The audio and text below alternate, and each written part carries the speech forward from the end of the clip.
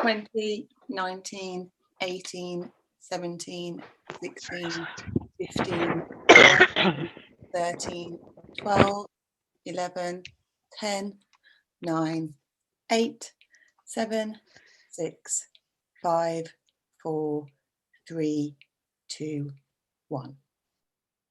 And good morning again, everybody.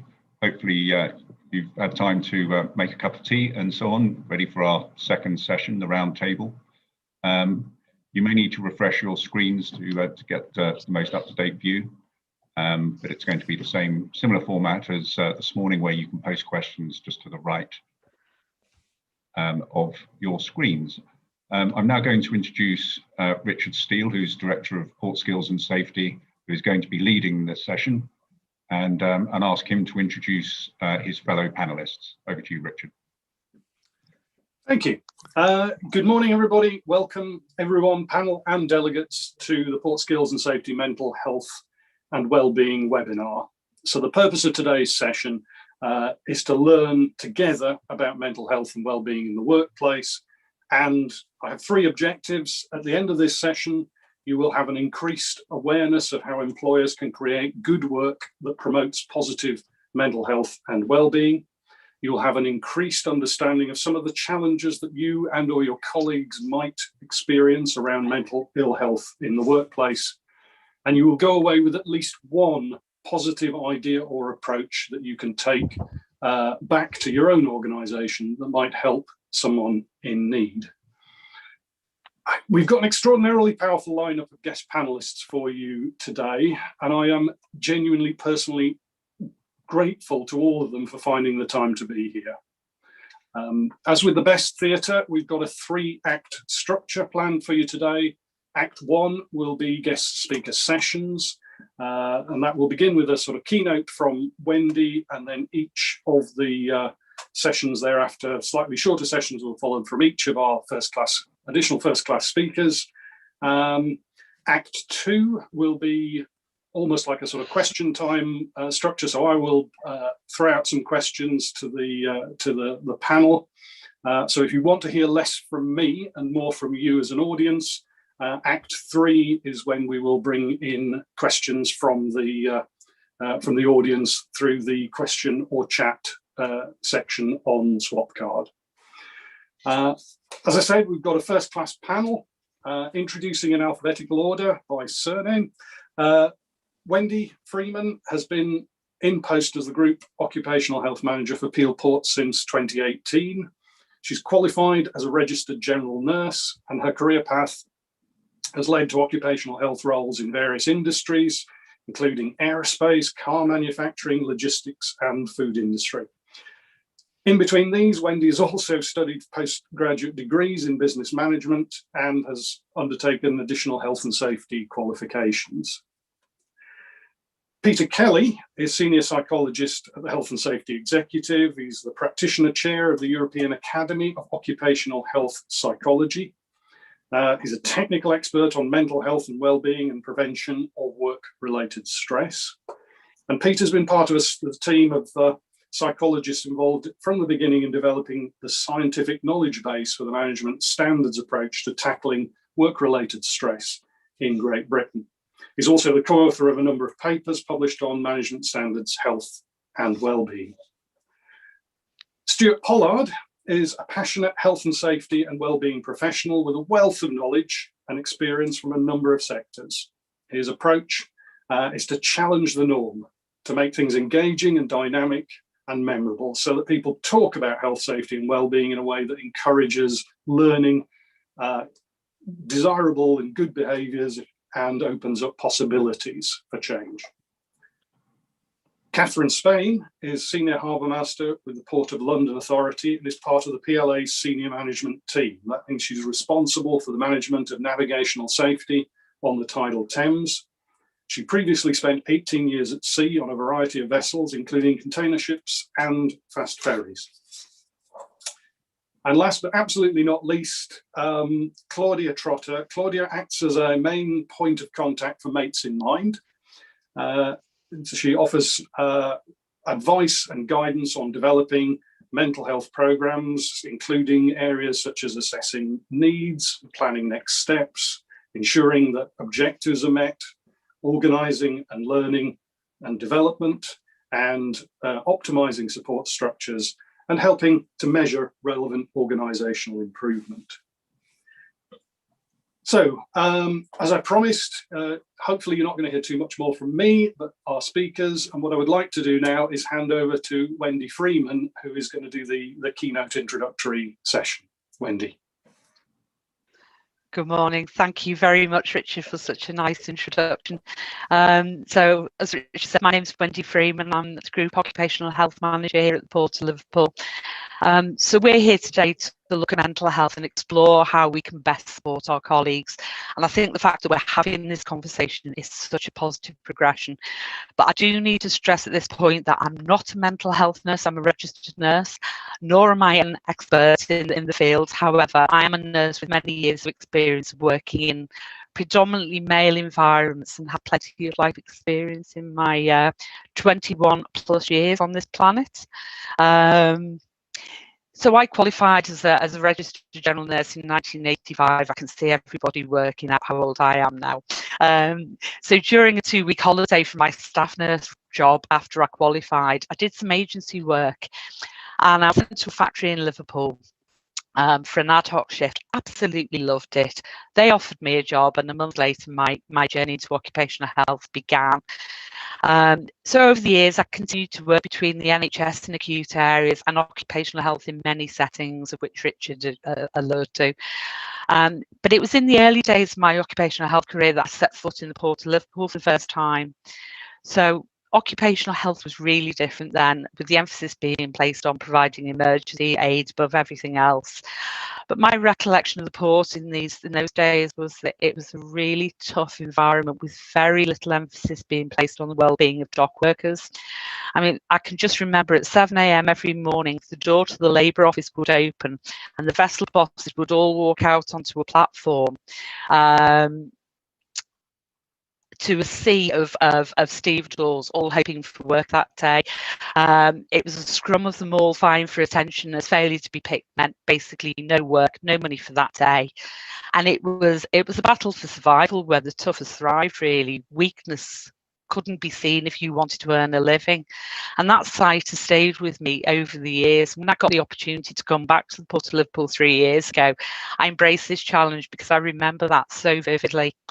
So since I started working in occupational health, UK and European legislation have improved working conditions no end for many of us, including our colleagues within port environments. It still does remain a challenging environment, and I would say not for the faint-hearted, given that many of the roles are still labour intensive in an outdoor environment that can be as harsh as the British weather can throw at us. While we have some female dock workers, it's still a male-dominated environment, certainly here. So just going back to my nurse training and my experience of psychiatry, it was first addressed in college in a learning setting, and that was followed up by 3 months placement in a local hospital. Some of my group went to the hospital that we were training in, which was newly built and everything was brand spanking new. And I was in the group that went to the old Victorian workhouse 2 miles down the road. And this Victorian workhouse contained 4 psychiatric wards. So you can get the image. If anyone's seen One Flew Over the Cuckoo's Nest, we're not far out. That is the best way that I can describe it. The wards were locked. There were bars on the window, locks on all the doors. You couldn't get into the kitchen. And the worst thing, if somebody wanted bath, the nurse had to get the keys off the nurse in charge, go into the office, unlock a drawer, take the head of the tap out, physically go into the bathroom, run the bath for the individual, take the tap head and go and lock it away again. I was absolutely horrified at what I saw in those days. I mean, I was a wet behind the ears 19-year-old, and I was just shocked by it. It was generally a place of violence and aggression. There's no other way of saying it. Having said that, let's fast forward to the present day, and it's with absolute relief that mental health services within the NHS have improved so significantly over the last couple of decades. So there's now far more community-based services who work alongside our charities in supporting individuals with mental health problems. So what is mental health? Wow, a big subject. In a nutshell, we all have it, but for some of us it's healthy and some of us it's not. Exactly the same as with physical health. So we can all stick a plaster on a paper cut, but if that cut was deep and needed stitches, we go to hospital. So what is the difference with mental health? The problem is we can't see it. Some individuals cover it up really well. It can be caused by a plethora of problems, including physical health problems, such as chemical imbalances within the brain. It might be due to psychological trauma, whether that be from abuse, an accident, life-changing events. It can be caused by loneliness or bereavement. And it can just be caused by too much going on in our lives, and our brain is a sponge and can't take any more. I'm just going to throw this out there as well. It can be caused by society's misconceptions or the stigma associated with mental health. So someone may be struggling but doesn't get help because they perceive they will be considered to be weak or a lesser person because they're unable to cope. So what may start as them feeling overwhelmed can result, if not treated, not necessarily with medication, in rapidly spiraling mental illness that becomes difficult to rectify, and unfortunately can result in suicide in worst case scenarios. Whatever the cause, though, mental health is very subjective. What one person finds manageable, another is unable to cope with. So it's about resilience in part, but also the levels of pressure and life circumstances that hit each and every one of us. So it's important to note that we all respond to stresses and strains differently in our everyday life, and this is what makes it difficult at times to identify mental health problems. So while the recent hoo-ha, for want of a better expression, well, Dame Carol Black set the ball rolling back in 2008 when she reviewed the health of the working population and the social and economic cost of society in her landmark review, and that was called Working for a Healthier Tomorrow. And this led to a whole host of workplace health reviews and some really good, significant work being done, with employers now realising the benefits of workplace health. So let's jump forward to 2017, and the government commissioned a further review specifically to look at the impact of poor mental health at work, which was undertaken by Lord Stevenson and Paul Farmer, the CEO of Mind. So those reviews findings were pretty grim. There were some 300,000 people who experience long-term health problems that lose their job every year. And they reckon that 15% of people in work were having symptoms of an existing mental health problem, with an estimated cost to employers of somewhere between 33 and 42 billion pounds a year.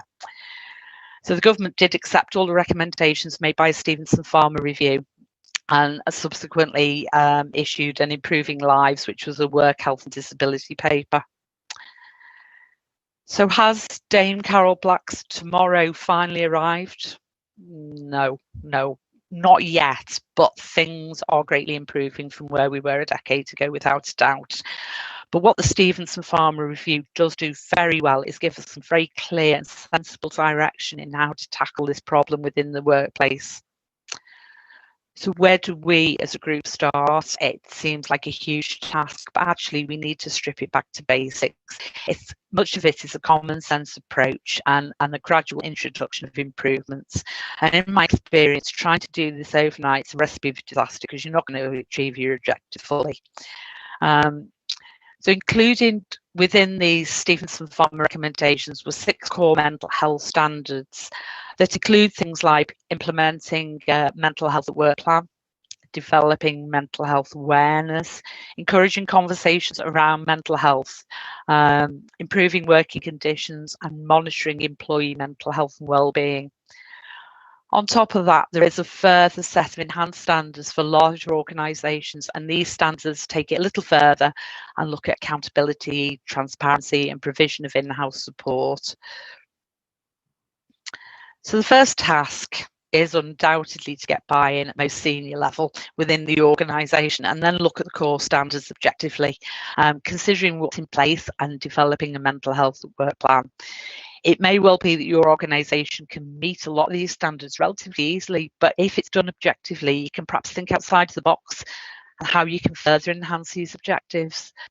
So there are so many things that can improve mental well-being that aren't necessarily obvious under the mental health umbrella, such as improving the welfare facilities, flexible working policies, employee engagement initiatives. I'm sure I don't need to tell you, everyone needs to feel valued, and demotivation will impact upon our mental health significantly. In our case here at the Port Liverpool, we're still developing our plan, and this will be an ongoing process, as it should be. However, significant elements were placed into our organisational health plan as a starting point to get the ball rolling. So as an example, part of this was we reviewed our employee assistance programme and improved the service offered by providing more face-to-face counselling, as well as telephonic helplines to all employees. So there are core standards that can be met without significant cost, such as monitoring employee health and well-being. That can be done through some accurate sickness absence reporting, whether it be health statistics if you have an occupational health service. If you've got an employee assistance programme, they provide you with quarterly management information reports, which can give you some really valuable information as to how you're doing as an organisation. The key, however, to successfully meeting both core and enhanced standards has to be communication. It's about removing the stigma attached to mental health. We're happy to support and discuss if someone has a plaster cast on their leg, but how often do we turn a blind eye to someone who's behaving out of character? The problem faced is that the people really don't know what to look for, and even if they do, they don't feel equipped to deal with it. So we have to get the message out to individuals, particularly in such a tough macho environment, that mental health problems are not something to be ashamed of, and nor is it weakness that should be hidden for fear of reprisal. So how do we do this? Well, it's twofold. We have to provide the individuals with the message and equip them within the information of how to get support. But we also have to acknowledge that not everyone will feel comfortable in coming forward. So we need to provide them with the facility to seek support completely confidentially and subtly. It can be done through self-referral into occupational health if you have such a service, or providing support details and making sure that's readily available to everyone in the workplace. So in our case, it's done through intranet portals, mail drops, posters. So our posters actually have QF codes on that can be scanned very subtly by a mobile phone, and that will lead them straight into our employee assistance programme portal. But we also have one that takes them into local support services, whether it be through the NHS or local charities. So we do have some mental health first aiders trained that were started. This was started pre-COVID, and some of those mental health first aiders have already had quite an influence with people in the workplace. You can put mental health awareness training into a toolbox talk. We're making everybody listen to it then, and the people who need that help will listen and take it on board.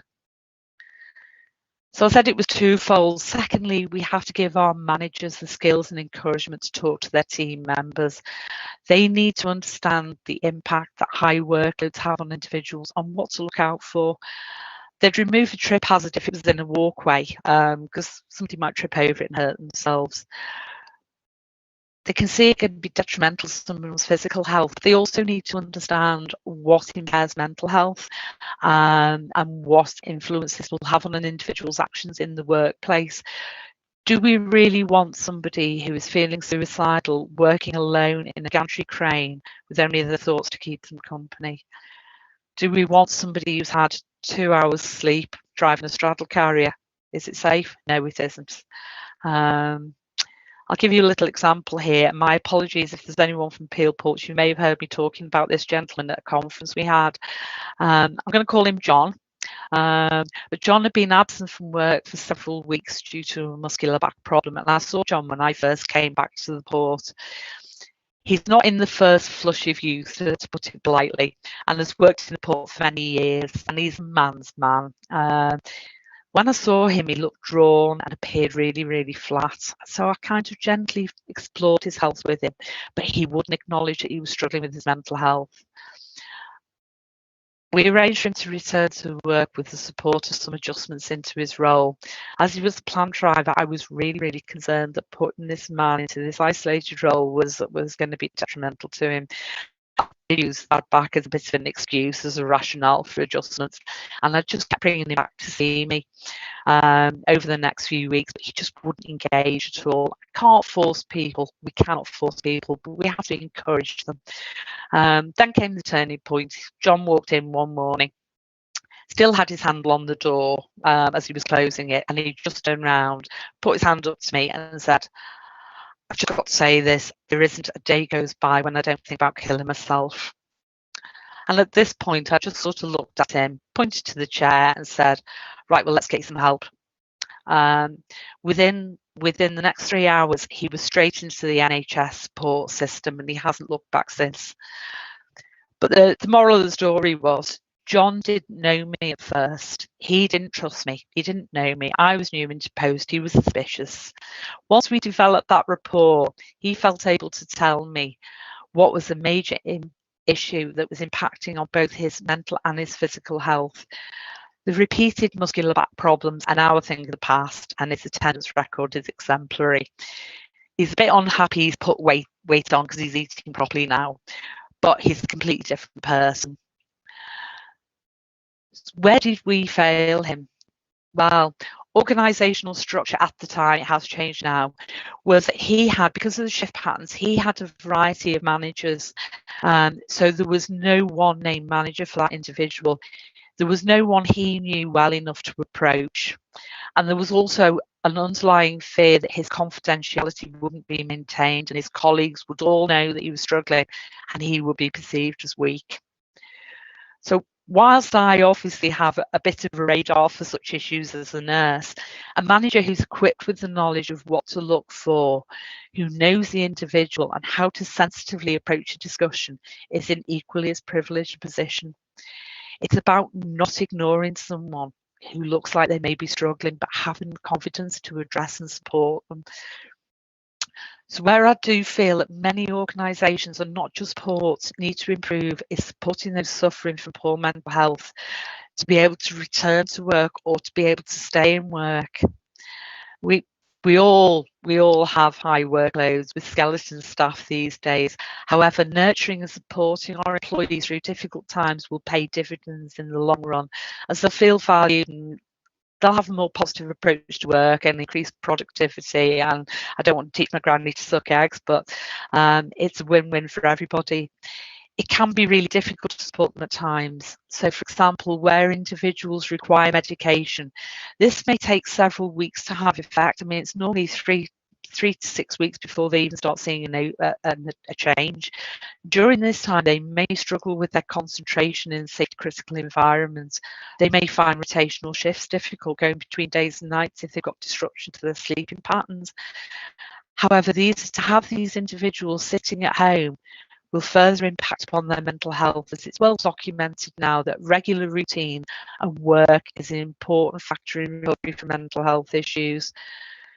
That being said, we do have to protect both the individual and their colleagues, so we will need to help them within the workplace with adjusted duties for a short period, with full support from their managers and OC health professionals, if you have them, who are able to assess their improvement and determine with the individual when it's safe for them to return to their full role. I think the days where people had to be 100% well to come to work should have long since been abolished.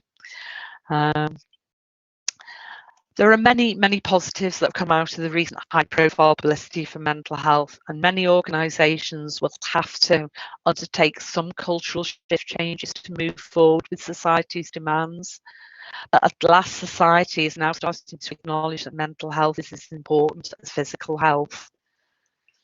And we all work within an industry where we have high-risk age groups of predominantly male employees, so particularly young males are at greatest risk of suicide. So many ports are also in areas of socioeconomic deprivation. And unfortunately, it's these groups in these areas who are more likely to suffer from high levels of poor mental health. It is at this point that I need to mention the dreaded C word, COVID-19. So restrictions and the infection rate over the past year have put even more pressure on our industry. We've managed to remain operational despite the national picture, but it's impacted on all of us with huge workloads, high levels of sickness absence, and colleagues who have either contracted COVID-19 or who have lost loved ones as a result of the virus. Keeping mental health on the agenda at this time has been really difficult and challenging, just at a time when more has been needed. But as we come out of lockdown, it is with renewed determination that we should all be looking at increasing our support mechanisms for our employees. I mean, I had to place our manager training on hold as a result of the pandemic.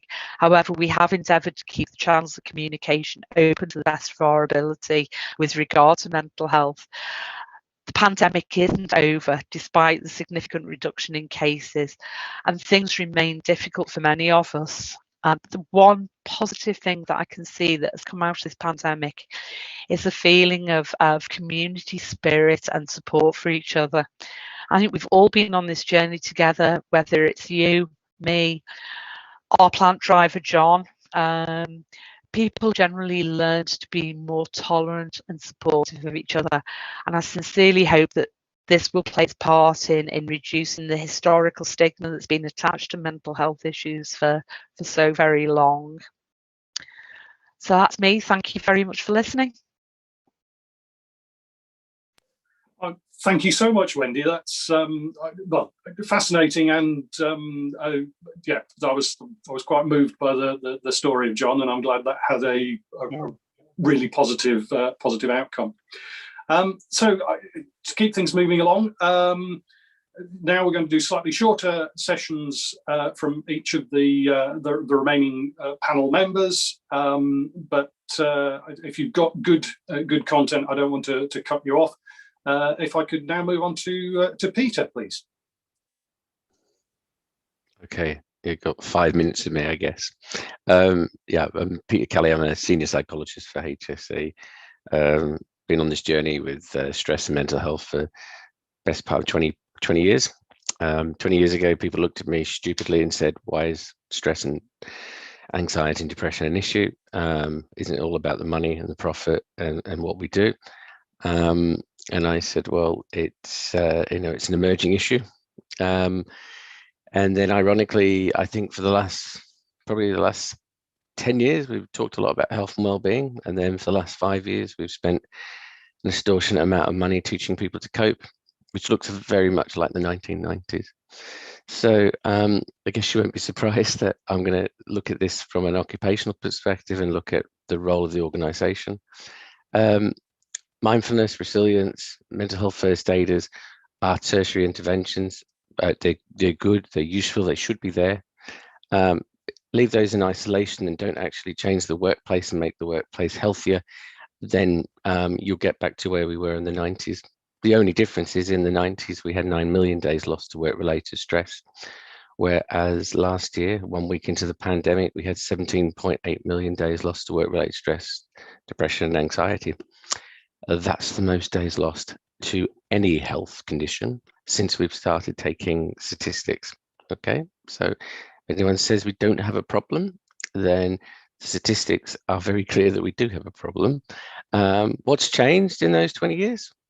We now connect with technology, we connect with processes, and we've not designed those processes and systems to work with the individual, because we've assumed that this wonderful iPhone I have here is able to do what I need to do. It holds 10,500 files. Those of us who were around in the 70s, this is try and visualize what 10,200 foolscap folders look like. And behind me is an exceptionally large art gallery. Half of that art gallery would be full of files. And we carry these things around with us daily. We interact on social media as well. We go on to Facebook, etc. So why are we in where we are, and why do I think it's a major issue? Well, do you know what COVID has done? And I'll tell you this: we have a global recession. We have a global pandemic. We know a global recession will bring with it mental health issues. We know a pandemic such as Ebola and others creates psychological distress. We have never had a global recession, a global pandemic at the same time. So this, if you remember that film, The Perfect Storm, the mental health is the tidal wave that's coming. Okay, so and why do we need to do it now? We need to do it now because for the next 5 years, our lives are going to be fundamentally changed. The way we work, how we work has changed. For those even, working within the Port Authority, the way you do your job now is different than 12 months ago. And the way you're going to be doing it in the next 12 months may be different. And also the fact that for those that have worked in offices, we will not go back to open plan offices. We will not be in the situation where we'll be going back to the norm. The new norm will be finding a way through this. And we have to recognize that the pandemic has the potential, and I say the potential, to be a massive trigger for a lot of mental ill health. It also has the potential to kickstart mental health and well-being.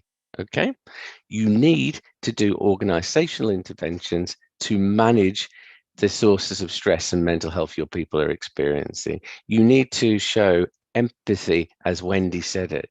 What was the powerful thing about that story? How are you? Now, why is it when we're outside of work and we're in the pub, 12th of April, I've already sorted out my outside seating. How are we, when we say, how are you? And people talk to us, why do we not do that in work? Because we become robots, we disconnect our emotions. Actually, authenticity and compassion is what we should be doing. And it's a powerful, I have stories like that, Wendy, where it's just an instant impact from showing a bit of connection and doing something. So for me, do the organizational bit. And guess what, guys? Under the Health and Safety at Work Act, you are required to protect your workers' health and safety. Not just their safety, their health. Under the management regs, you're required to do a risk assessment for work-related stress and mental health. Okay, we'd like you to, you are required. Okay, and then you're required to do something about those findings. And I should know that because I'm a health and safety inspector. And my job is to look at cases where they come in and decide, have you breached? Now, it's really simple for me. Did you do a risk assessment? No, breach. Okay, easy, do a risk assessment. Okay, you did a risk assessment, but you didn't do anything about it. Oh my gosh, what is that about? That's where the foreseeability argument disappears, doesn't it? Is it reasonably foreseeable? Absolutely, because you've done the risk assessment, you haven't done anything. So there's my nice legal bit, just to reinforce it. Yes, you should be doing this because this is the right thing to do, because it's the right thing for you as your business and for your people, but also it's the right thing to do because it's a requirement in law to do that. And I've worked with recently, and I'm coming towards my 1 minute left. I've worked with a group of people in the foundry sector. I did this campaign on mental health and I loved it, right? And do not tell me, men in a predominantly male industry, you can't get through to them on mental health, because you can. You have to use some interesting language and engagement, but you can get your message across. And if you find within your industry 1 or 2 people that are just enthusiastic on the shop floor, they make the difference. And that's what Farmer and Stevenson were talking about. So it's Stevenson and Farmer, because Dennis Stevens didn't want to be called the Farmer Stevenson because they'd think he was a farmer. So that's just a little bit of insight. All right, that's my 5 minutes. Really looking forward to the panel discussion. Smashing. Thank you very much, Peter. So next up on my list, Stuart. In fact, actually, I've just lost Stuart on the thing, so no, we're good. Right. So next I'll hand over to Stuart, and thank you very much. Oh, sorry, Stuart, I think we might be missing your mic. Is that better? Right, brilliant, thank you. Good morning, everybody. So let me talk to you about where we are with mental health from a maritime UK perspective. One of the areas that Richard didn't mention was that I'm the current chair of the mental health group for Maritime UK. So we are basing all of our actions and activities on the Thriving at Work document. So we are splitting the team and those that are interested in mental health across the maritime sector into two areas. The first area is the holistic approach, and that is really all about the organizational intervention and improvements that people can make, that you've already heard that Wendy and Peter have already mentioned. So have we got the paperwork in place? Have we got the cultural maturity from the senior management team? Have we got the buy-in from the senior management team to make those changes available to everybody across the sector? So to be able to do that, we use that collaborative approach of stealing with pride. So on the Maritime UK website, there is an area that you can go into to be able to say, who's got a mental health at work plan? Can we use it? Can we see it? Can we adapt it for our own organisation? So that's kind of where the holistic approach and the engagement and the collaboration and the real useful conversations we're having across the sector. The other side is the culture of care, as we've termed it. So this is all about the person, putting them at the centre of everything that we're doing.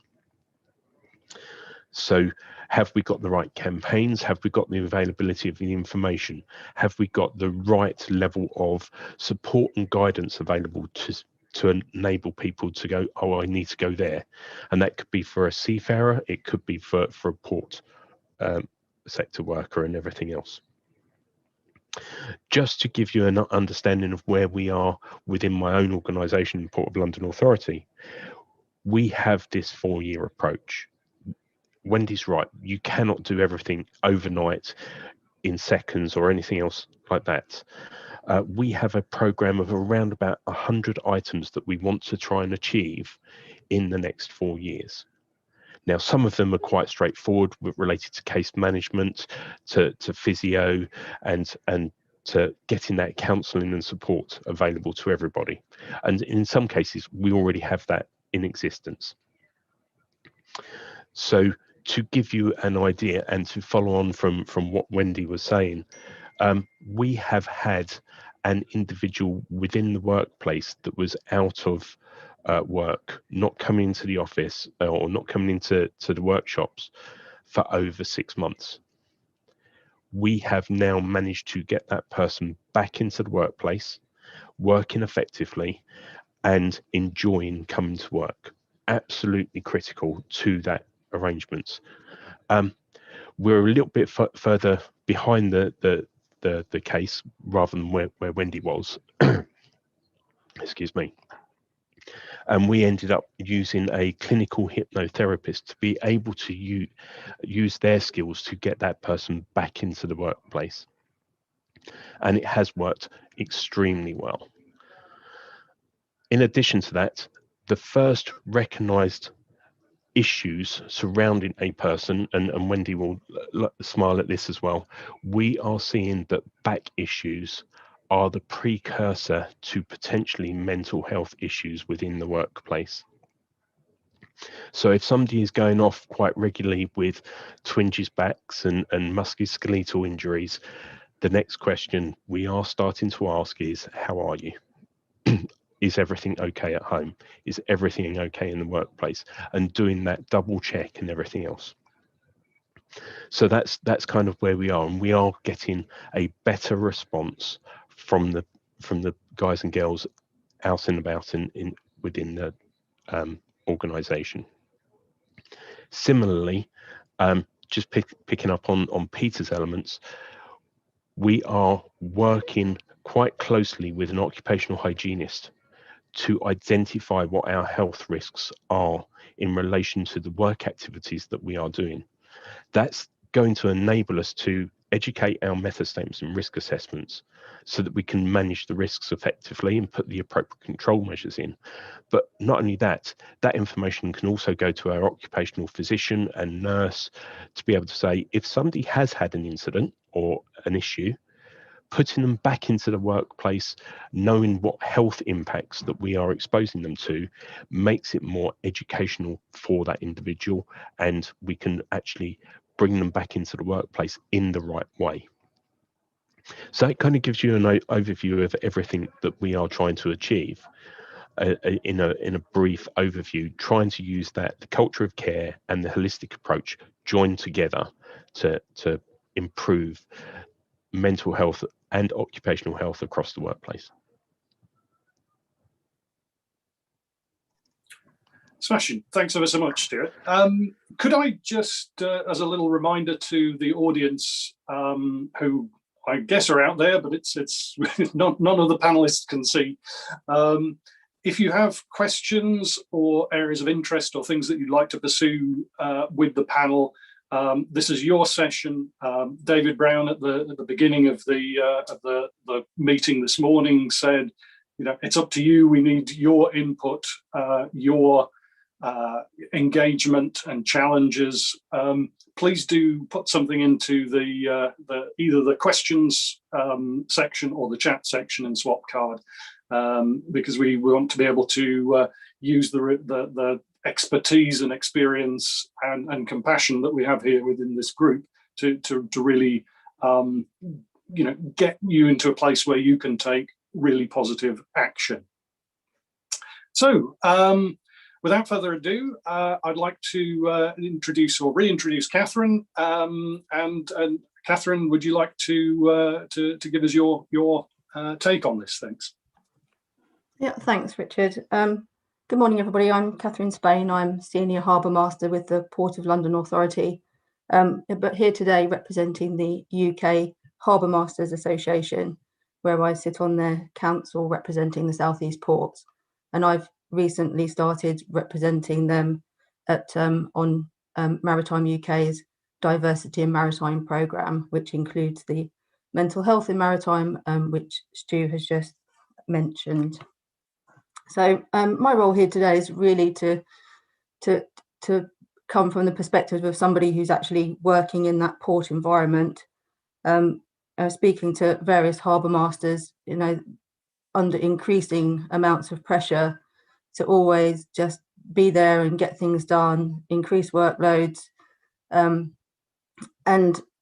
I'm very lucky working for the Port of London Authority. Stu's just outlined some of the programmes and the work, that the massive amount of work that's being done regarding mental health in the workplace. But that's not the case for a lot of ports, and especially a lot of the smaller ports and municipal ports, where they're just a kind of out on a limb, you know, run by the council, but often somewhat forgotten seemingly. And these guys have, you know, much smaller resources, fewer people to rely on, and the pressures on them are often immense. And on top of that, with, you know, as Wendy mentioned, the dreaded COVID, you know, not only the pressures of worry about illness and staff reductions, but, you know, I spoke to one port, a harbour master from a port on the south coast yesterday, where they've had a 20% cut in staff, and their staff members are still so worried about whether they'll have a job next week. You know, they see further cuts coming, that there is no sign of recovery for some of those parts of the business that have been lost. And but having said that, the other side of that is, you know, COVID has brought about, and it's brought to the forefront more mental health issues, but has obviously has also had the effect that it is easier to talk about it. It's becoming more acceptable to talk about it, and you know, some of the ports have seen, you know, big burly stevedores who would never have spoken about their problems before, are asking to have, you know, coming in off on their shift and asking to see their occupational health person and having a chat with them, which they would never have done before.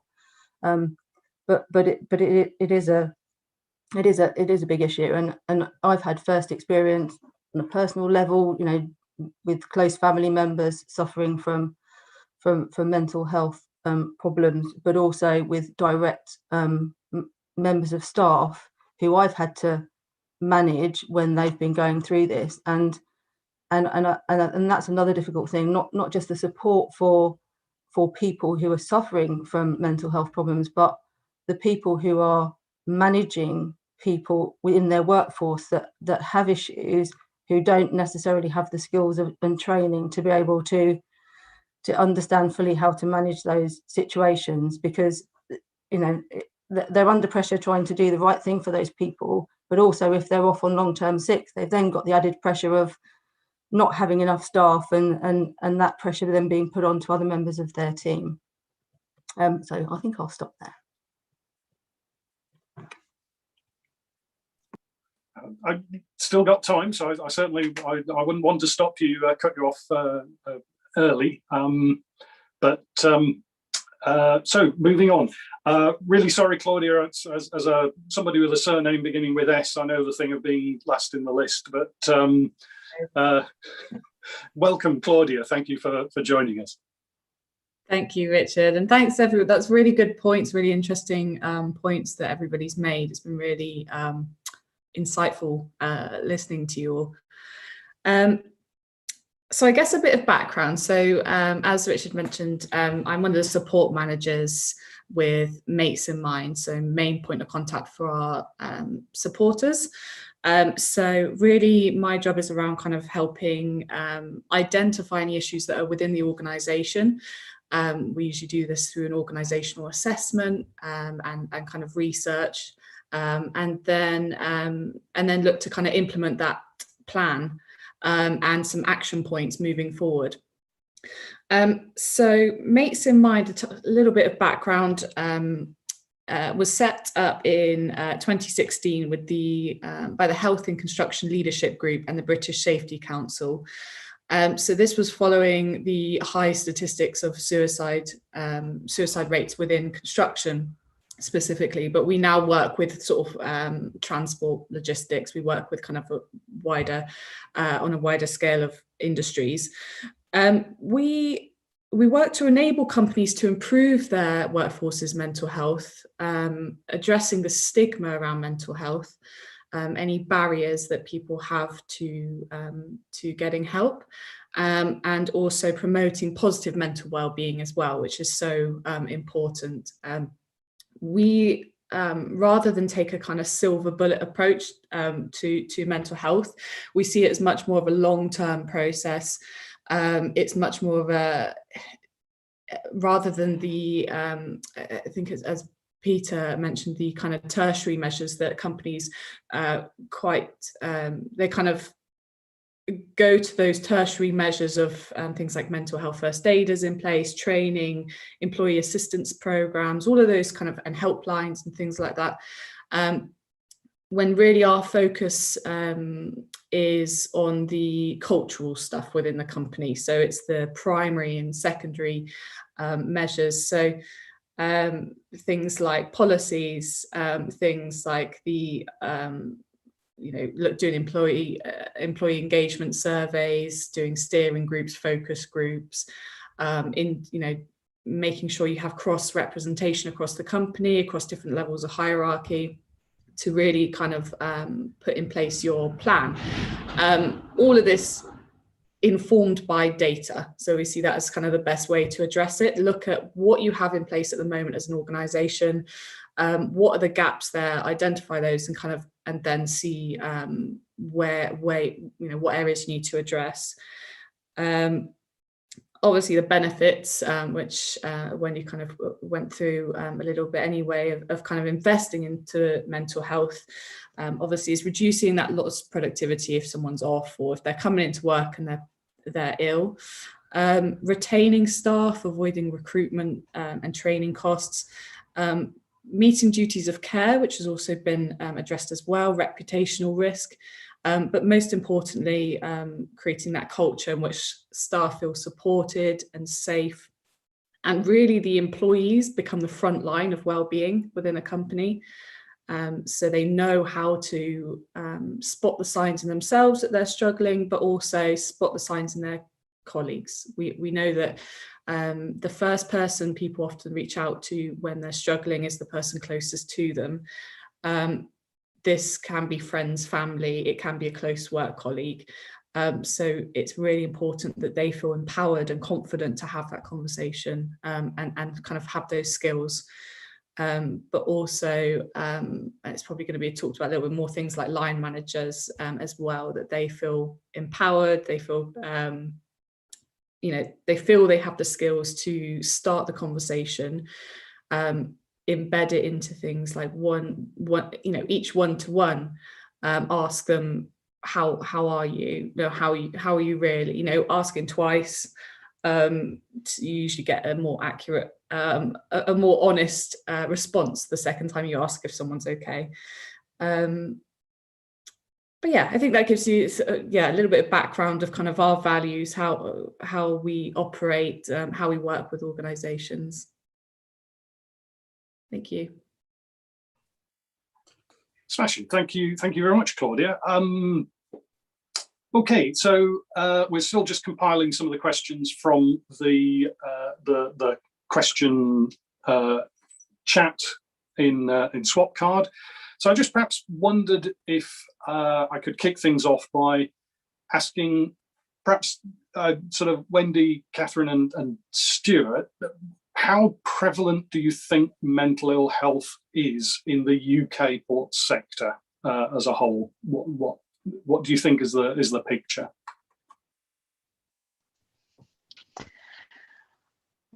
Shall I start? Based upon when I started 3 years ago, I actually started collating this information, and so it kind of fits into the nationwide picture. So I'm looking at roughly 30% of people I see have a primary mental health problem. Now I use the word primary because quite often, as we've talked about previously, somebody might have a back problem and a whole load of other issues, and they're all kinds of interlinked. But for a primary mental health issue, it's around about 30%.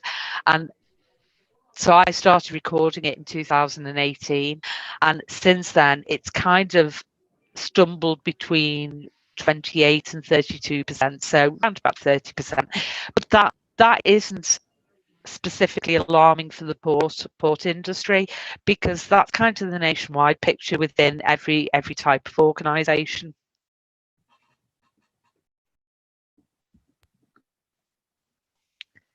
Catherine, do you have a take on whether you think this is a sort of prevalent issue for our industry? Yeah, absolutely. It definitely is. I wasn't aware, and I think sort of in a very fortunate position where I work that, but I think it's a really stark figure, and it really makes you sort of sit up and think. If you think about your own workforce, and potentially almost a third of those could be suffering with mental ill health, that's a significant number, and I think that's something that we need to make people more aware of, because it just really kind of sits with me that maybe the issues are wider than we realize, and that we're not necessarily aware of them. Stuart?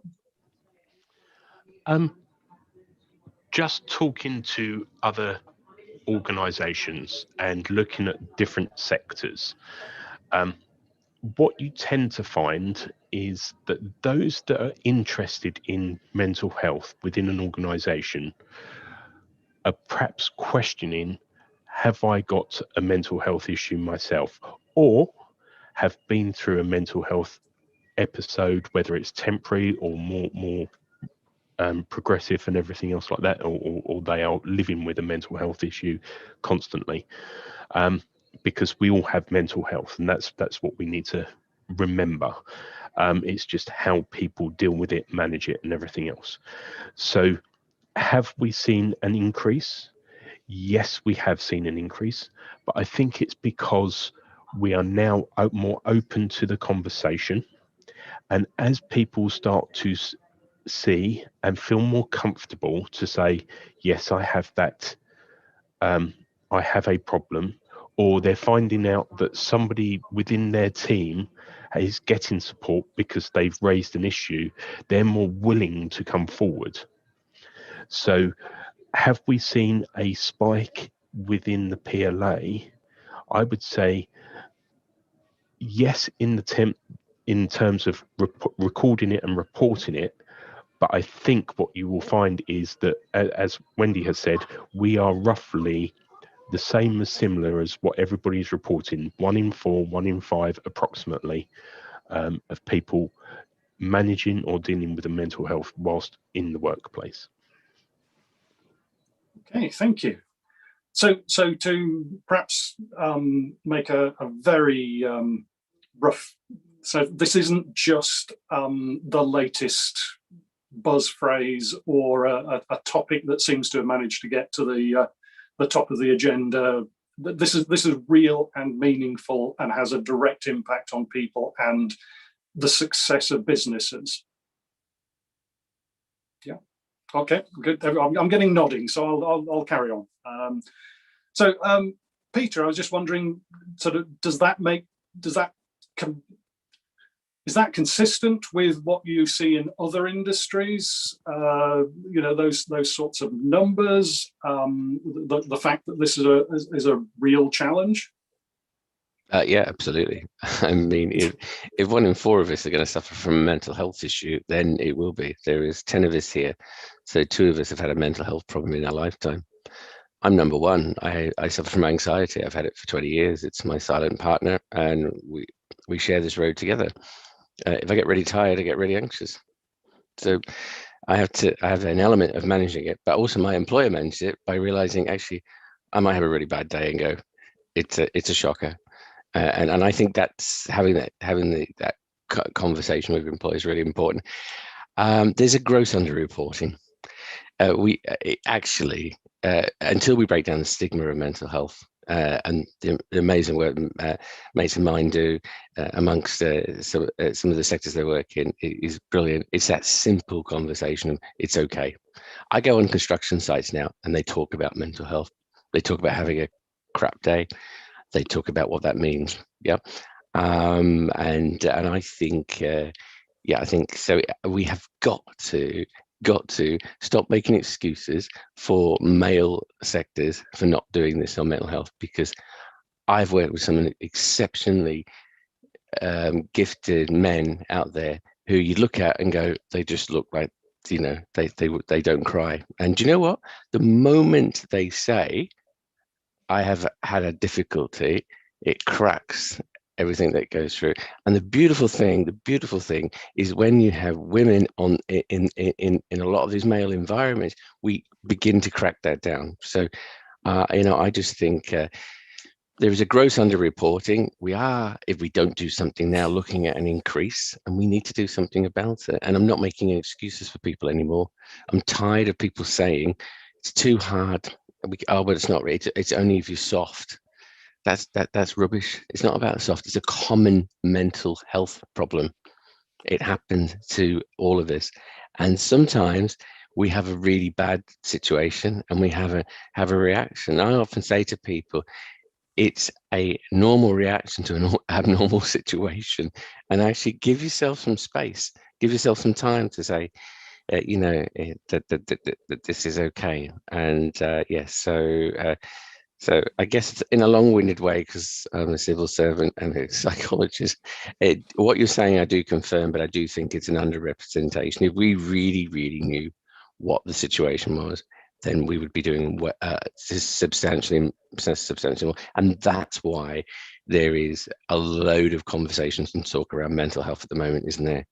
And interestingly, as I said before, the pandemic started that conversation. No, it was happening before, but it's put it into the mindset of people. So yeah, sorry, bit of a Hyde Park moment there.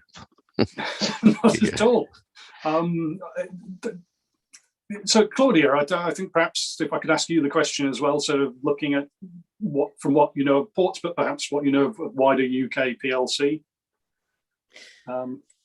I would say in terms of the rates of kind of mental health, poor mental health, I would say it's not surprising. I do agree that I think it's underreported.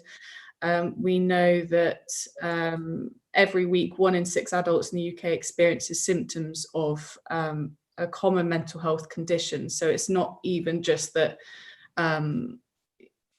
the problem isn't even just when it gets to the point where they need help and they need to reach out and it's diagnosed as a mental health condition. It's before then as well, and that cohort of people that need to be protected. And we know that 1 in 5 adults have considered taking their own life at some point as well. So the statistics are high. And I think, there's many ways to address it. And I think when we were talking about the kind of measures that companies put in place, they're all really great. We know that the actual, for instance, with an employee assistance program, we know that 1/3 of people are suffering with mental ill health at the moment, but there's the people that reach out to the employee assistance program, the EAP, is about between 1% and 4%. So yeah, I think the statistics are really high. I do think it's underreported, but getting better. Yeah, the actual kind of help seeking part of it as well is really lacking. Can I just say though, with Claudia, we have to make this a common conversation. You know, actually, it's too late at the EAP stage. We should be prevention. We should be promoting mental health and seeking to address mental ill health and not mix the two up. They're very clear.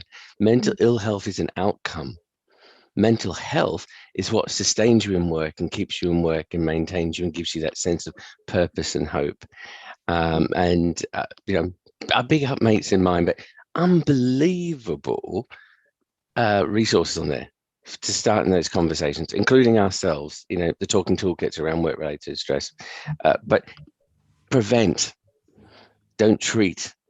Yes, treat, but don't see treat as the ultimate thing. It must be about the prevention by promoting mental health, create mentally healthy workplaces in the ports, places where people come to work and they feel engaged and happy. Sorry, there you go. No, brilliant. Sorry, Claudia, did you want to say any further on that? Totally agree. And that's where we talk about kind of the culture of a company and things like that. It's kind of wider than just helping someone at the point of need. It's much before then that you'd look to supporting everyone. And that's why we talk about, you know, not just those professionals within a company helping and reaching out and speaking to people, which is all great, but actually the employees as well, the people, you know, people on the ground kind of helping each other and speaking to each other is really, really key. I think that's a fascinating piece around such a small percentage of people reaching out to EAP systems, even once they've got to that trigger point of feeling then, you know, that's a need for them, because I think there are organisations in UK industry that would sort of say, well, our EAP has got tiny, you know, micro use, so therefore we've probably not got a problem. Yeah. What I'm hearing is that wouldn't necessarily be the correct conclusion from that fact. What you need to be worried about is the 21% that are not. It's 1 in 4, 25%. What are those 24% doing? What do we do to help those that they can't identify with EAP? That's the prevention element. That's why you got people like Wendy. Thank goodness. So just to say as well, obviously with Mates in Mind, Port Skills and Safety is a you know, proud to be a supporter of Mates in Mind and a partner with Mates in Mind, and we have an MOU, and from the from the early days. I'm not sure whether it was a mates in mind point that was made, but there was I remember being told of a survey where people were more likely to admit to having done a stretch of time at Her Majesty's pleasure than they were to admit to having a mental ill health condition or a challenge. So I think that's quite sobering. Well, it was to me anyway. What kind of things does an employer need to do to at least comply with the law? Peter, you said that there's, there are some fundamentals here, that there is a responsibility for health, an employer's responsibility for health and creating workplaces that do not damage somebody's health. What do you think compliance looks like? So let's just start with something as basic as compliance. I know there is more. Would anybody like to have a punt at that? I'll come in at the end. Stu, do you have a thought on that?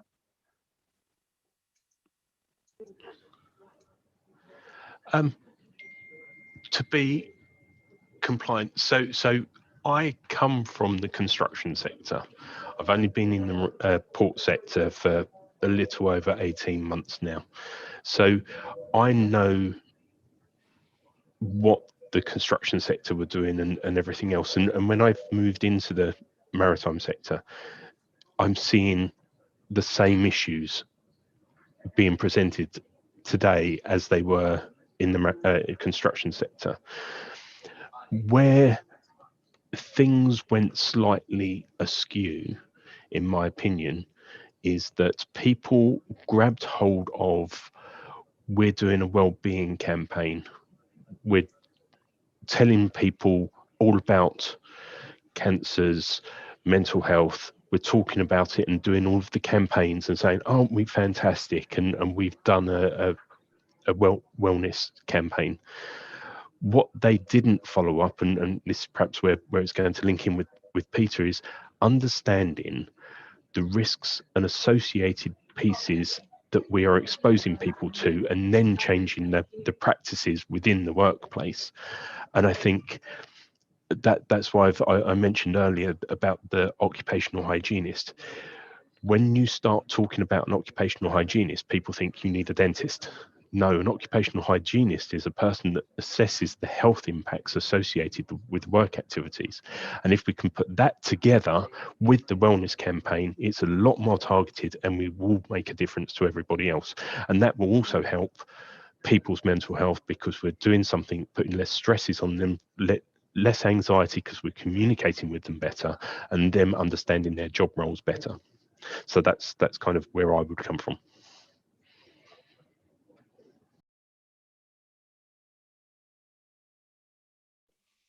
Any others like to jump in before Peter gives us the model answer?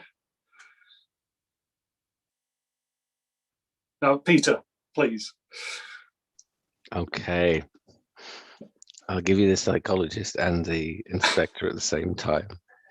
Compliance is coherence with the regulations.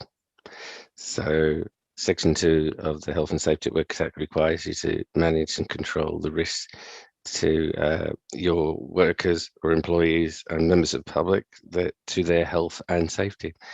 Do you know what? It's not the safety executive, is it, on its own? Health and safety. So let's remember that. In the management regs, Section 3 requires a risk assessment. It is a duty. It's not we'd like you to. You are required to do a risk assessment. Section 5 requires you to do something about the findings of that risk assessment. So in itself, the basic principles as an inspector I'm looking for is, if I have to go and do an investigation because you've got a series of stress cases, did you do a risk assessment? What did you do about it? And then it's for the inspectorate to make the duty call as to whether or not what you did is appropriate. We know the principle of health and safety is foreseeability. Failure to arrest success, you might argue, wasn't foreseeable.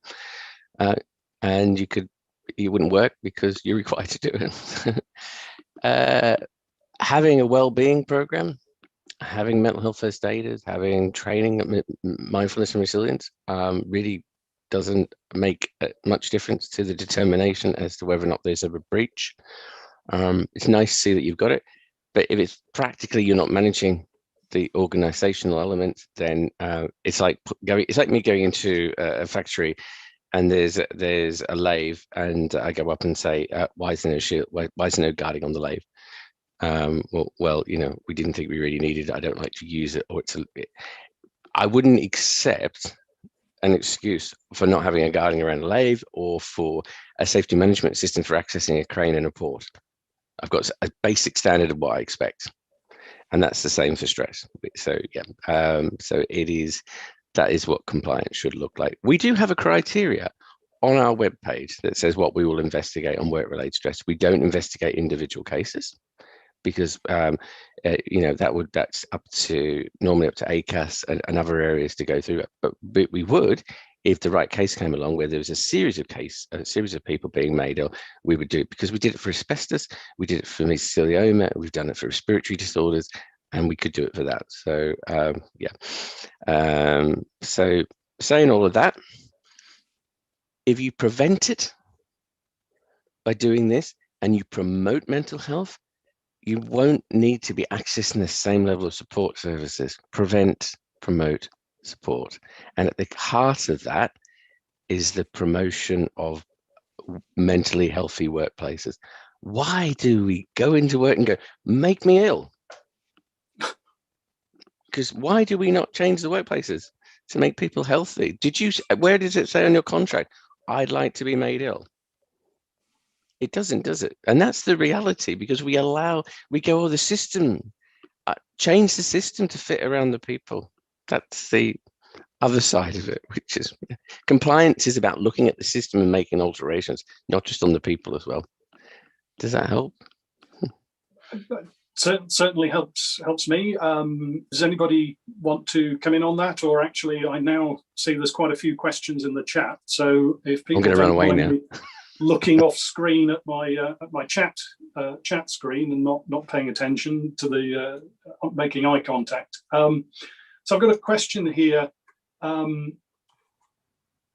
This is an open question for the panel. This is with regard to being friends or working professionally with people who may have an undiagnosed condition, such as, for example, dyslexia, but are not aware of it. How would you approach this with the objective of facilitating a better working environment for that friend or colleague? Anybody want to pick up on that one? Well, I'm dyslexic and moderately dyslexic. I just can't write. That's why I do these webinars. So the same way you'd say to your mate in the pub. Sorry, I'm going back to the pub. It's a theme because I've not been in one for a very long time. But it's that, or the coffee shop, or the kitchen in the work. Just say, hey, is it, you know, as a line manager, what can you do? How can we make this work better? And having a really open conversation. I mean, I'm very fortunate. My line manager knows what my skills are and what I'm not good at. So that kind of, yeah. And it's the same with mental health. I mean, we've got the principles: eyes, look, listen, and speak only when you need to. These senses are there for a reason. They're you know, so yeah. If you're going to change it to mental health, I sometimes say to people, how are you traveling? It's an Australian term. How are you traveling? What's the road like? Is it straight? Is it got lots of potholes? As where we are. And if it's got potholes, what does that mean? You know, where would you put yourself on a scale of 1 to 10 on that road? And sometimes that gives people the opportunity to say, I'm a 5. That opens the conversation up with people, both about dyslexia and mental health. Anybody else like to chip in on that? Wendy, oh, sorry, Stu. To jump in on that one. So something that we haven't done yet, but we are talking to mates in mind about it. And that is, we need to engage with our senior managers for them to be able to spot certain signs, whether it's mental health, whether people are struggling or anything else like that. So there is a great course for mental health for managers and that side of things. We just need to perhaps adapt that slightly to cover off some of the aspects that we are looking for and discussing. My approach, if somebody were struggling with the dyslexia or struggling to complete a document and that side of things, my approach is always to sit down with them, help them out, talk it through. I hate emails personally myself. They can be misconstrued or anything else. I'd rather have a conversation than a follow-up email, because then that's just reiterating what people have said. Face-to-face conversations should be promoted far more than emails, telephone calls, or anything else. You can see people. Behaviours are all about seeing a person. It's 83% of how we get our communication across. So if that's what we should be doing, that's the best thing that we should be sort of focusing on.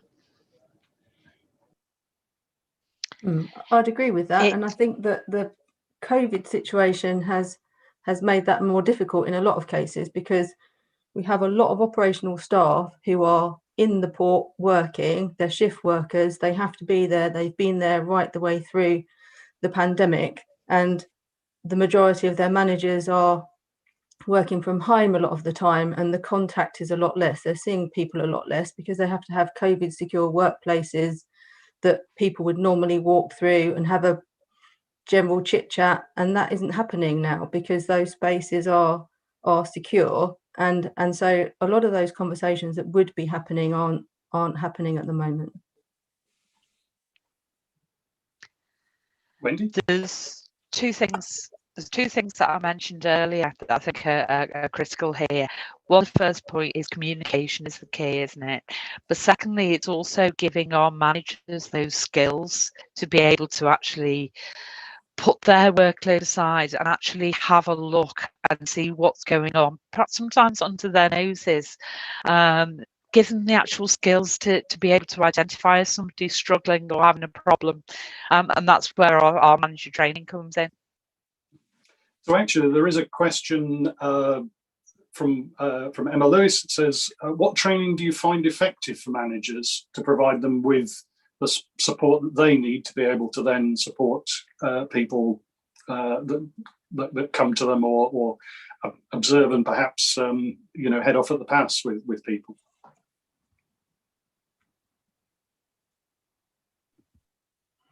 I might answer this one. So yeah. I think so we have lots of experience in kind of training up, upskilling managers. And I think, in my opinion, the best way to get through to people is often quite an informal way, and not kind of formal training where it's like a PowerPoint and a lecturer and that kind of format. I think it's better if it's a discussion. So a facilitated discussion where people talk about their own experiences and things like that can be really beneficial. I think also perhaps bespoking it to your company as well and your industry. That's why sort of a lot of our training is kind of geared towards the male-dominated construction, kind of that sort of language and things like that, but specifically to your company as well, and look at the actual culture of your company, the way in which you normally communicate with each other, and kind of don't make it like an alien conversation. It's actually just a very natural conversation, and also to follow up as well, and not just look at it as the training is kind of the training's great, but it's also around the structure that you have around it. So is it part of a plan? Or is just you're kind of throwing some training in to just see what it does. So I'd look at it, it's really relevant. The content is really relevant to those managers and the way in which your company works. But also the conversation is continued after the training as well with them. I'll jump in at this point as well. I did say before about we put our manager training on hold, and the reason for that, you can put things online, you can have people going through PowerPoint presentations. It's a tick box exercise, isn't it? And managers will do it because they are told they've got to do it, but they're not actually taking anything away from that. And I think you need to do this type of training, you actually need to look into the whites of people's eyes. And I think what Claudia said is really relevant. It has to be informal, it has to be relevant to that area. And I think that they will get far more, managers will get far more from that kind of training environment than sitting in front of a computer any day.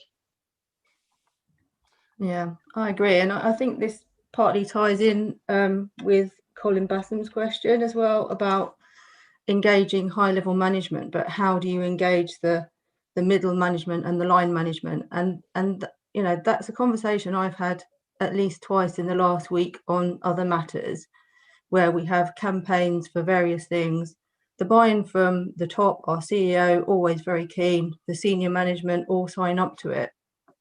But it's the line managers that have actually got to deliver it and manage the workforce. And often it comes in the form of another training course. For shift workers, that means that they have to be taken off shift. That line manager then has to cover that shift with someone else on a workforce that's already under pressure and struggling to cover the shifts that they've got. And it becomes if you're not careful, it becomes a real headache for those line managers to actually manage those circumstances and that training. And I think, if you can get them on board and have that kind of informal and way of doing it, I think that's really good. But it really does rely on their buy-in in order for it to work. And there's actually research on this. It's a Gatekeeper Theory, which says that supervisors filter out safety and health and safety messages. So if you don't get them on board, they just filter it out. You don't get it. As with Claudia and Wendy, keep it real. When I went into this foundry sector, I went into a foundry sector, this big foundry, I'd come up and said, "This is crap. I'm not doing mental health. That's for softies." I went, "All right, sound." Anyway, it was in the first session. And I just said to him, I said, if I gave you a newspaper today, what would you say about mental health? And I got into to talk about stereotypes that they were impacted by. And then I actually said, well, okay, how many of you here have got family members that have had a bereavement recently, or they've lost a dog, or they've done something? How did it feel? And I changed the context of that conversation. Now, at the end of that day, he came up to me, massive lad, put this 40 kilo, he said, "Look, take a picture of me with this 40 kilo casting mold on his shoulder." And he said, and he smiling, and he said, "Mate, I got it." Because we were able to change the language and change the conversation, but you had to do it at where they're at. I couldn't come in a suit. I have some really nice suits, but I couldn't come in a suit. I came in a t-shirt and a pair of jeans, and I gave it to them double-barreled, and that's because I knew that sector, and I think that's really important. Double-barreled is not in a bad way. Just trying to think double barrels and guns and all that, but no, but you know what I mean. You have to be really open and honest with people. They see you as a fraud if you're not real and you're not genuine. I'm fortunate I work in Liverpool, so me and Wendy are like spent 20. I'm an adopted Scouser. I'm Australian, but I'm adopted Scouser. So we have conducted a survey, a sort of an anonymous survey of port employees, and around about 11% of respondents said that they would be prepared to go to their manager to have a conversation if they thought there was if they felt they needed some support. So we've talked a little bit about what you might have to do to support the managers in that process, but that leaves us with, by my terrible maths, another 89% who wouldn't go to their managers.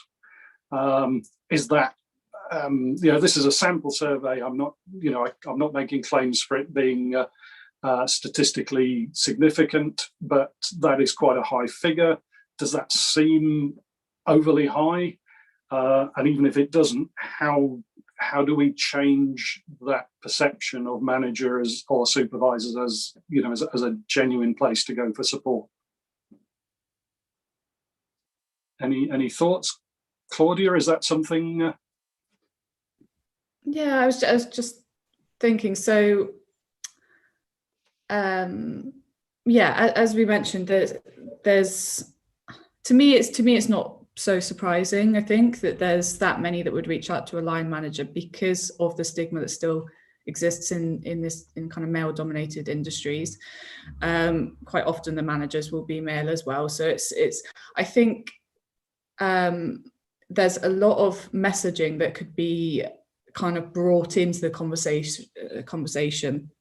So I think there's a lot of worries generally with people. What we see is people are worried that they'd lose their job if they disclosed a mental health issue. So it's really, I think, the leaders in the company and kind of just the messaging throughout training and kind of tying it all together is that you're not just going to lose your job if you disclose something like a mental health illness. Will support you. It's got to be, that really strong message of support to try and get people to open up to line managers, obviously get them upskilled, but also look at the other help-seeking behaviours. There may be that just the way that your company is structured and the communications that have been sent out of kind of unknowingly you've guided them more towards another direction. So just sort of to check in and see perhaps that perhaps they're talking to each other, perhaps they're talking to their peers. In that case, a bit of general awareness training for everybody is probably needed. And that's actually a really great thing if they are speaking to each other. It's not necessarily a totally bad thing if it's not, line managers, but it also it obviously helps with. Ideally, you want to get to a place where everybody is involved and everyone's talking to each other. So the line managers are talking to the mental health first aiders, who are talking to the OC Health, to the EAP. So it's all kind of you've got the. We normally encourage people to kind of keep all the data from everything in one place, and just ensure that there's communications going on between the services as well, just so you've got that kind of overall. Sort of support bubble rather than just line managers, I think. A coherent network of interconnecting solutions, so defence in depth rather than relying on a single point of failure. Definitely, yeah. The whole process needs to be linked up. There's no use having a mental health first aid if you've not got anything to give them afterwards. They're there to guide you to what should be afterwards. And if you haven't lined your EAP up because you didn't think about it, then you've got a problem, because you've got people that you've offered something but you haven't got something to give them. Which is if you're reliant on mental health services outside in the community, then you've got 12 months. So in some cases, so the EAPs need to be lined up to work alongside the mental health first aid. 11%, no, I'm not surprised, but I'm hopeful by the time I retire in 10 years, that'll be more towards 20-25%. And if they let me work on, I'll carry this on until whenever, because it is something we should be able to talk. Why do we have only 11%? Can you imagine 11% of your kids talking to you as parents? What would you do? You've got a major problem in parenting, haven't you? But you wouldn't, you know what I mean? I'm not saying they're kids. I'm saying we already do this. We talk, we listen, and we offer solutions. Let's just do the same things at work. And yeah, it really isn't hard. I mean, I say it isn't hard. I've got a very good relationship with my line manager. He will text me at 9 o'clock in the morning and say, "Get out of your bed," because I know he's still in bed. I have that kind of relationship with him. But you know what? That's part of my sort of strategy. That actually, I know he's supporting my mental health as well as my physical health, and I just think little things like that, showing a bit of interest, it will, and making it just real, I think will help in those conversations. And you can have training to talk to people, unconscious bias, all of that. But if you then use those innate emotions that we've got, that we're triggered as humans to do, which is to communicate in a compassionate way, then do that. What happened when the head of Lloyd's went off with work-related stress? Did the bank collapse? No. On the back of it, they built a well-being program. Why? Because a leader stood up and said, "I'm in a bad place and I need to find a way out of this." It's the power. It's very powerful when we start sharing our emotions. Okay, which is not about giving everyone a hug. I know I'm a psychologist, but you know, so I'm also desperate to do that. I've not hugged anyone for 11 months. It's really hard as an extrovert not to hug anyone. So, but yeah, have you seen me in the street after the 12th? You can give me a big high five. I've got a question here. Sorry, Peter, you again. That says, could Peter comment further on Section 5 of the Health and Safety at Work Act when talking about legal requirements? Yeah, so this, you have to, once you have acknowledged risk, you have to put in place what are reasonable adjustments to manage that risk. So the judgment call is what is then made by the inspector, or in the case of the work-related stress case, it would be me, what I would regard as reasonable. Now, would the provision of a training course on resilience be reasonable? No, because for me, that's not managing the risk.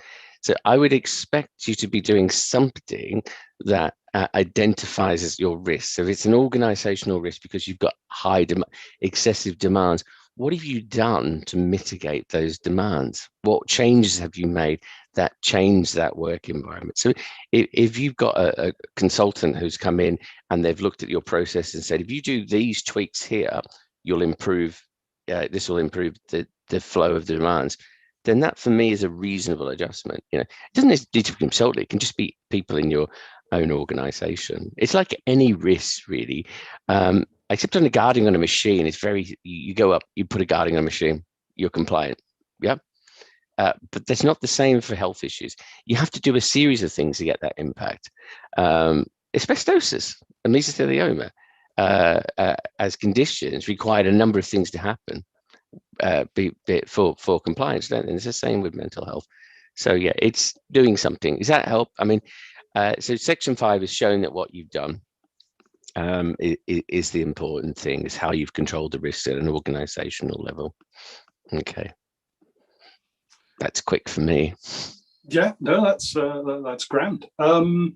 So one question that came up for my oh, sorry, the other question is, you've only got 20 minutes to get your questions in for everybody who's on the thing. Are we asking too much of line managers to try and manage productivity and handle pandemic and you know, do more with less resource, and oh, by the way, you know, help support you know, potentially, you know, 1 in 4, 1 in 5 of your people? Is that too much? Is that actually going to create an issue for them? Can I just throw a little bomb in here? If you don't have an organization with a future. Do you understand? That's where we're at. You have to manage people's mental health. It's not like just a nice to do. The organizations that buffet the recession, that have buffeted these things, are organizations that manage people and their people's health. Look at the times 100 companies to work for. All of them look after their people's well-being and their mental health and their physical health. So I would argue that actually this is central to being a good manager. It's the bit that makes the difference between just being a transactional manager, which is go and do the job as the way I want you to do it, to being the transformational manager that says, oh, I believe in you and I want you to go and do this. Yeah. And you can do that in any job. You can teach transformational, you can be transformational in any job. If you're working on a crane or if you're sat as a CEO in a large multinational, it's the same principle. So yeah, it's not really a bomb, but it's just, I think it's absolutely central to good management, is the management of people. Catherine, do you have a yeah, take well, on that? I mean, I agree, but the key is ensuring that those line managers have the right tools in order to do it. You know, I think it's not too much to expect, and as Peter said, it has to be done, but we need to ensure that they are given the necessary support and the tools to be able to deliver it.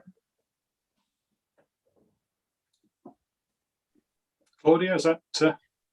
Yeah, I agree, and I think I definitely agree with the point that it makes a good manager, and I think there's always room to improve, and it's not.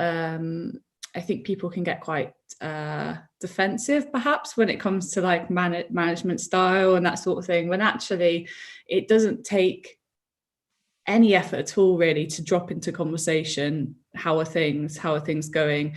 And you know, when we talk about this long-term continuous thing, it's not so much as well, mental health isn't kind of a project that starts and ends. So it could be that this goes on for months or years for that individual.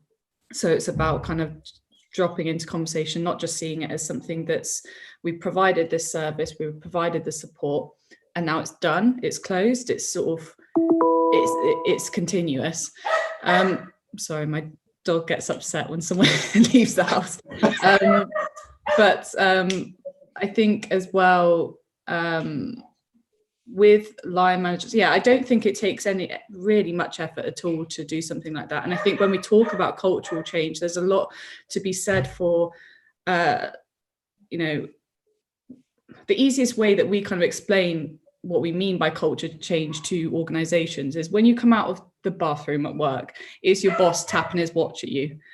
Is he sort of like, where have you been? And it's that sort of, those sort of things cause stress for people, and they cause decline in mental well-being, and it ties in with all sorts of things to do with maybe the humor of a company and banter, and when that goes a bit too far, and there's all sorts of things like that that can be sort of tied in with it. So it's not just like a set kind of training them up to deal with having that conversation. It's train them up to have the skills to understand when someone is upset or stressed by something that they are doing themselves. And it sounds quite strong, but it's there's always improvements to be made across the whole business, and that's just one of them. Wendy? From my point of view, I think it's about the managers. The managers developing themselves as well in how their management style is, and I don't think it's going to have a huge burden on their workload. But I do think with correct training, those managers would be able to engage with their team members more effectively. So I don't think it's about putting additional burden on. I think it's about opening those channels of communication effectively. Okay, brilliant. I've got a perhaps associated question here. Would you agree that there are high functioning managers that, despite being fantastic at their jobs, just lack the sort of emotional intelligence, regardless of what tools and training you might give them? It's just not part of their DNA. Only if they're a zombie. Not part of their DNA. Not part of their DNA to show human emotions. Wow. I think, I think some people find it more difficult to relate to people than others, and there's always going to be personalities involved. But I'd question whether they are actually getting the right training. People often end up in management positions because they've been in operational positions, they've been very good at their job, they've been promoted, and they get trained on all sorts of things. But the human element is the thing that they need most training on and often get least training on. So managing people is the hardest part of being a manager. Managing the books and managing the paperwork, the files, the emails, that's the bit that most people can cope with. Managing people is a whole different skill, and often people just get thrown into management roles with very little understanding of that side of it. In the UK, we promote on delivery of products, not on people. And if you turn it around, you deliver with your people, you deliver your products at speed, at quality, and at a level of enthusiasm. So absolutely. You can train people about unconscious bias, about having conversations, and some people will feel a little bit uncomfortable. I totally accept that. I just think I'm really optimistic because I think you can grow something with just those things that they do externally and try and get them to realize actually this doesn't have to be as much of an uncomfortable conversation.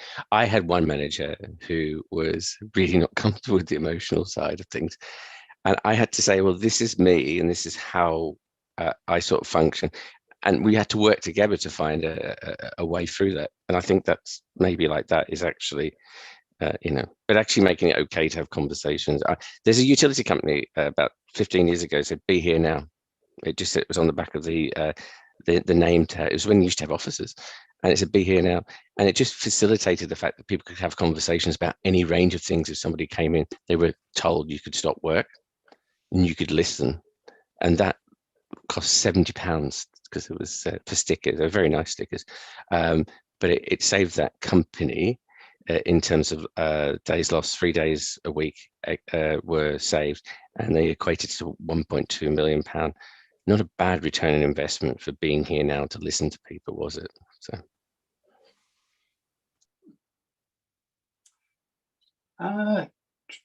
So I'm conscious that we've got probably about another 10 minutes or so to go. I'd like to very quickly ask about mental health first aiders, because that's cropped up a number of times. One question's come in about whether or not there should be basic mental health first aid training for all staff.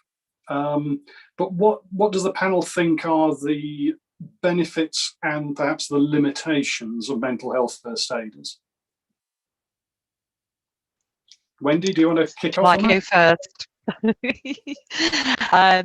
I think there should be mental health awareness for everybody. I think mental health first aiders, we have to be very careful that the right individuals are chosen. So those individuals have got to have a good level of communication and be able to relate to individuals.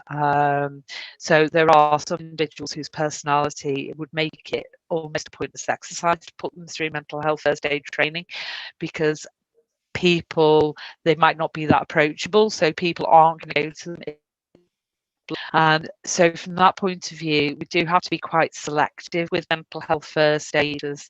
And we have got trained mental health first aiders, and we started to roll it out pre-COVID, and that certainly there's a fair few of those people who've had that training who really benefited from it, and have supported people and have gone. Sometimes the affected individual has gone to them and sought them out, but other times they have just gone to the individual and had the "Are you okay?" conversation, and then the "Are you really okay?" conversation, because we gave them those skills to be able to go and do that, to have those conversations with people. And I think that really helps. So there is some benefit from, in my opinion, of having mental health first aiders or something akin. Again, it depends on the organisation and how the organisation is set up. We've obviously got multiple sites, so we have done some training on a lot of the sites, but we haven't got to them all yet. I feel personally that it's a benefit, but then the last organisation I worked for, who were a very large organisation, we rolled this out there as well, and it worked incredibly well because we had quite a problem. And if you go back to what we were saying before about the employee assistance programme and the uptake, if you get to 3%, you're doing fantastically well on uptake with an employee assistance programme. So where are these people going to go? Where, I'll take you back to your 89% that you quoted before, Richard. Where are those 89% going to go? There has to be something. It's fine if you've got occupational health and they have that facility and they have that availability to be able to react. But you've got to train your managers as well. But there may be a personality clash between the individual and the manager. the individual might not feel that they can approach the manager. So it's having something else in the workplace. It shouldn't be a solution. It's just yet another tool for us to use to improve mental health in the workplace. Claudia, I know that obviously Mates in Mind provide support and mental health first aider training. Do you think there are limitations, or how do you think they're best deployed? I think it's a really interesting one because it's very good to have mental health first aiders. I think they benefit the business. They're just someone, there's someone in the business that has that in-depth knowledge around mental health, around who to signpost to and that sort of thing. So it's a protective measure. I think where they can be optimized is, as Wendy said, it needs to be the right people who you're putting onto the course. Quite often companies will tell people that they're going to be mental health first aider. It's often better to have them volunteer because they have better engagement. It's potentially quite a long-term role that they'll be in. I think they really need to understand the role as well, and it's not just a sort of extra thing that you can say you do within on top of your role. It's an important role. It can be stressful. There's certain mental health first aiders I know within companies that one person will kind of get loads of texts, loads of calls, loads of conversations, and then they become stressed. So you need that support beneath them as well. You need to keep some sort of structural model in place around the mental health first aiders. That can be really useful. Putting that structure in place just means that everything is kind of watertight. If you've got a problem, then it's not that one mental health first aider has never heard from anybody and one person gets all of the, has all of the conversations. Feedback on the data, report on the data. It doesn't have to be exactly, what conversations they're having. It's just at least, how many people are reaching out, how they're reaching out to them. Especially at the moment, it's all a bit disjointed, our communications. And make it kind of very normal to have a chat with a mental health first aider, and same with the EAP as well. If you make it kind of really acceptable and normal and almost casual, that if you are struggling or you're a little bit stressed, you still go to your mental health first aider. You don't need to be at the point of crisis to reach out to somebody. So the messaging, the communications around those services is really important. Also perhaps to have some sort of steering group around this, or at least that the mental health first aiders meet with each other and kind of discuss how they're finding the role. It's really important that they have that communication as well, so they all know what's going on. You have the same sort of meetings within health and safety for sort of things, physical health, so same with the mental health first aiders. But I would say that they're a protective measure, but I think as the other speakers have kind of touched upon, I think the general awareness for everybody is really, really important. Just that kind of education around mental health, spotting the signs in others, starting the conversation, how you can do that sort of, some people don't hold the sort of natural skills and have those conversations, and can be quite daunting. But providing phrases that they can start that conversation with, just as simple as that, can really help people. Yeah, I think that's yeah. Superb. I think that we are approaching last orders. So if I could perhaps just ask everybody on the panel to give me one, if you do one thing, if the organization does one thing, or individuals do one thing, what's the one message that you'd like delegates to go away from having heard what you've had to say today? Wendy, do you want to kick off? Yeah, go and ask people if they're all right, and don't take the first answer, ask them again. Claudia? Yeah, it'd be probably as simple as that. Just look out for one another and don't be afraid to have that conversation, because it can mean you don't know what it means for the individual that you're asking, and you don't know what that first step will be doing for that person. And maybe they've not spoken to anyone yet. So start the conversation. Yeah. Catherine? Yeah, I mean, a similar vein, really. I think to just always have it in the forefront of your mind whenever you're talking to your staff, whether it's just to ask a simple question or whether you're approaching them about something related to work, but always have that in the forefront of your mind about, think about them and how they are. Lovely. Peter? Be authentic. Authentic. And just be authentic and be compassionate. And if you see me out in the park, because I walk on my own, give me a wave, because that will make a difference to my day. And you'll be surprised how a quick call or a wave can make a difference to people's days, particularly if you in the unfortunate position of not being able to go into an office or into your workplace. So yeah, being authentic. Yeah, if you had longer, I'd tell you about the birds I've adopted in my garden and the squirrel that I now feed. So yes, but tremendous opportunity. Obviously, I'm deeply passionate about this, and it is 12:30. But be authentic. It's not going away. It can be managed. Brilliant. So don't be afraid to ask. Always keep this in the forefront. Be authentic.